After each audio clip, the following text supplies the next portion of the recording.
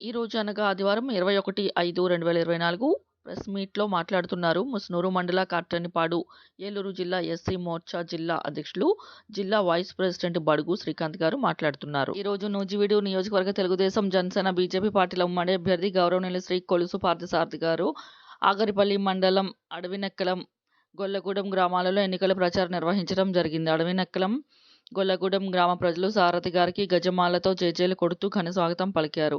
ఎన్నికల ప్రచారంలో భాగంగా సారథి గారు మాట్లాడుతూ సూపర్ సిక్స్ పథకాలను ప్రజలకు వివరించడం జరిగింది. అదేవిధంగా సారథి గారు మాట్లాడుతూ రాష్ట్రంలో అభివృద్ధి, సంక్షేమం, ప్రజాస్వామ్య పరిరక్షణ ఎన్డీఏ కూటమిలో మాత్రమే సహకారం అవుతుందని తెలిపారు. సారథి గారు పుట్టినరోజు సందర్భంగా నెక్కలం, గొల్లగూడెం అడ్డరోడ్డు దగ్గర వెలసిన వెంకటేశ్వర స్వామి ఆలయంలో ప్రత్యేక పూజలు నిర్వహించటం జరిగింది.